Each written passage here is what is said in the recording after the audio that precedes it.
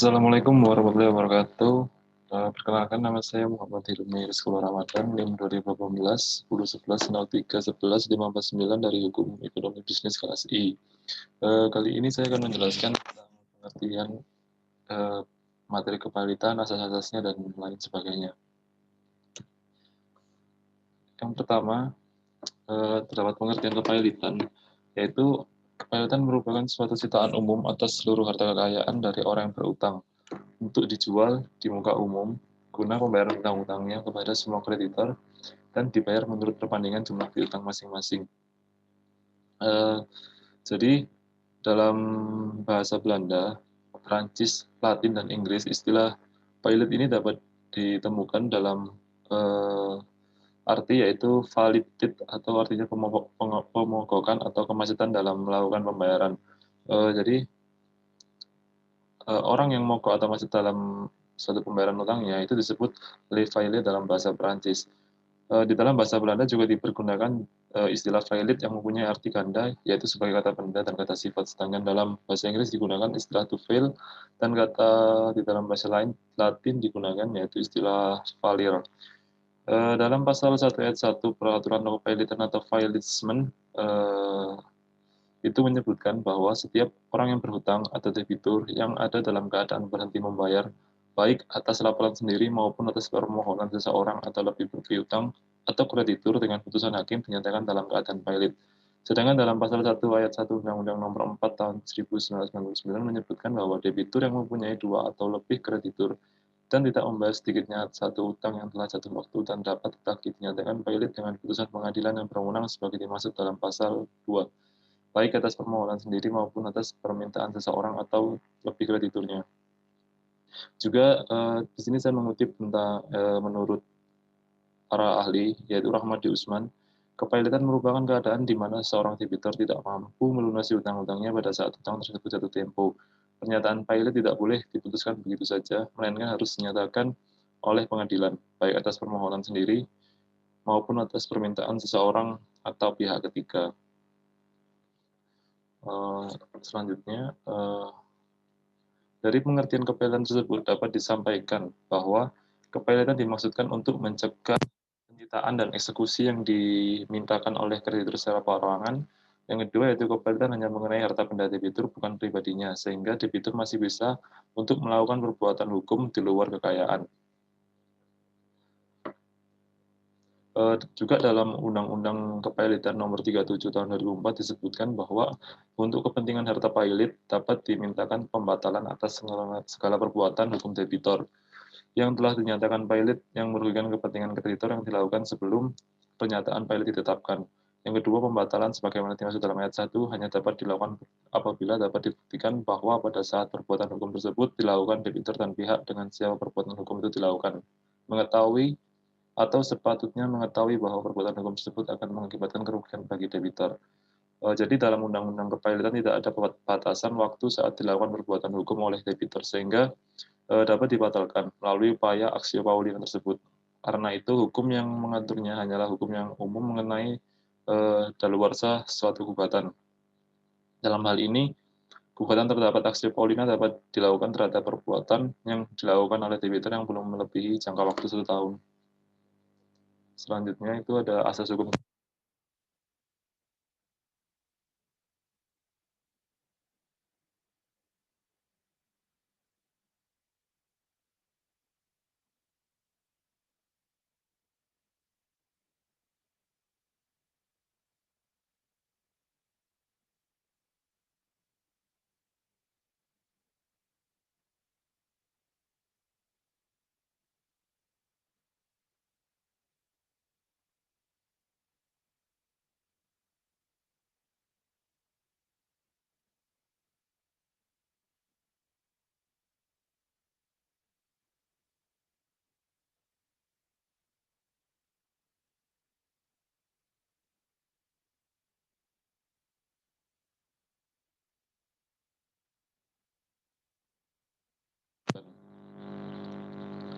Kedua pasal tersebut memberikan jaminan kepastian kreditur bahwa kewajiban debitur akan tetap dipenuhi atau lunas dengan jaminan dari kekayaan debitur baik yang sudah ada maupun yang masih akan ada di kemudian hari. Jadi pada dasarnya asas yang terkandung dalam pasal 1131 dan 1132 KUH Perdata ini adalah bahwa undang-undang mengatur tentang hak menagih bagi kreditur atau kreditur-krediturnya terhadap transaksi dengan debitur.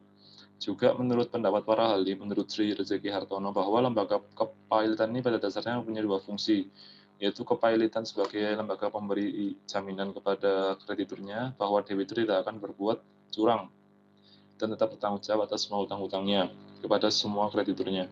Yang kedua juga memberi perlindungan kepada debitur terhadap kemungkinan eksekusi massal oleh kreditur-krediturnya.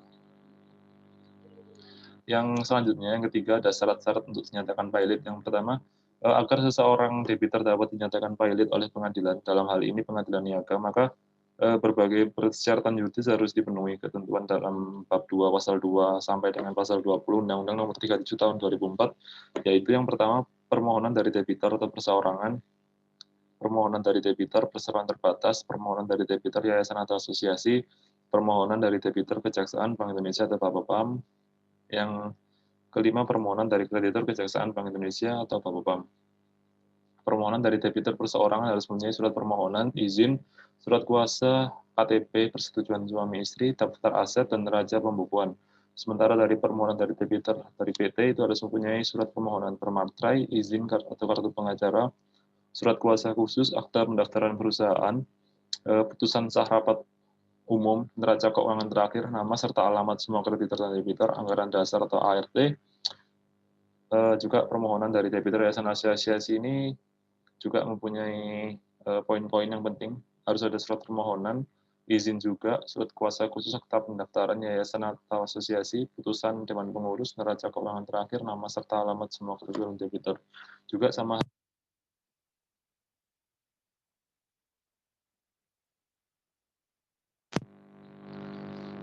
selanjutnya ada pihak-pihak yang dapat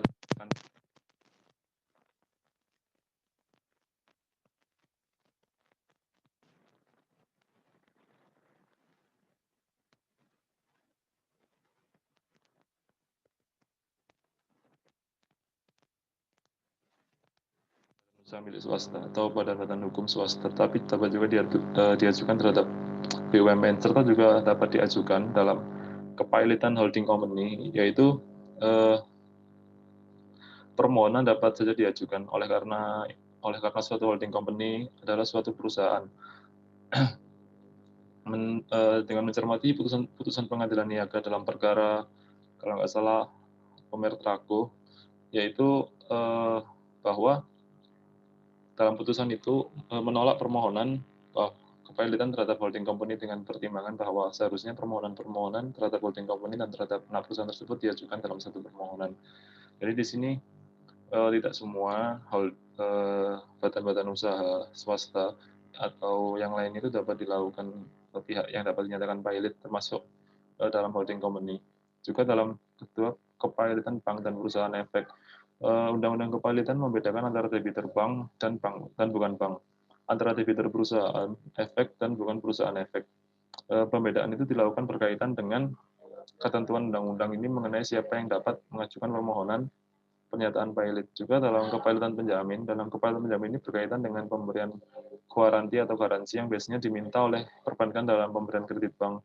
Dengan undang-undang ini, seorang penjamin atau penanggung yang memberikan personal garansi itu atau suatu perusahaan yang memberikan corporate garansi dapat dimohonkan untuk dinyatakan pilot. Selama ini sering terjadi baik oleh bank maupun oleh para pengusaha bahwa seorang personal guarantor atau penggaransi tadi dapat mempunyai konsekuensi hukum yang jauh apabila personal guarantor itu tidak melakukan kewajibannya. Konsekuensinya itu bahwa baik personal guaranti maupun corporate guaranti dapat dinyatakan pilot. Penjamin atau penanggung utang debitur kepada kreditor atau para kreditornya apabila debitur tidak membayar utang yang telah jatuh waktu atau dapat ditagih. Selanjutnya ada pengurusan harta pilot. Pengurusan harta pilot dilakukan oleh kurator atau pengampu. Kurator atau pengampu sendiri ialah seorang atau suatu badan yang diserai tugas untuk menggantikan atau mengurus kepentingan seorang badan hukum yang berada di bawah pengampuannya. Kurator dalam kepilotan berarti suatu badan yang menggantikan kedudukan orang atau badan hukum yang dinyatakan pilot guna mengurus hak dan kewajiban si pilot. Selanjutnya yaitu eh, ada pun syarat-syarat yang dibutuhkan untuk menjadi seorang kurator. Yang pertama, perorangan atau persekutuan perdata yang berdomisili di Indonesia yang mempunyai keahlian khusus yang dibutuhkan dalam rangka mengurus atau membereskan harta pilot. Yang kedua, telah terdaftar pada Departemen Kehakiman sebagai kurator. Selanjutnya, eh, kurator juga memiliki fungsi yaitu sebagai wakil dari kreditor dan juga sebagai wakil dari debitor. Akan tetapi bila kepentingan-kepentingan antara kreditor dan debitor tersebut bertentangan, maka kurator harus lebih mengutamakan kepentingan kreditor atau kreditur ya. Adapun tugas dan wewenang kurator dalam pengurusan harta kekayaan pilot. Yang pertama, melindungi pihak debitur. Yang kedua, melindungi kepentingan para kreditur. Yang ketiga, dalam hal tindakannya kurator selalu untuk kepentingan para kreditur. Karena bila kurator mengambil keputusan untuk kepentingan kreditur dengan sendirinya, dalam keputusan itu sudah termasuk kepentingan debitur.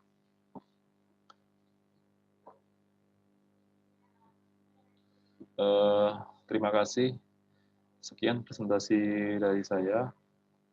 Kurang lebihnya mohon maaf. Assalamualaikum warahmatullahi wabarakatuh.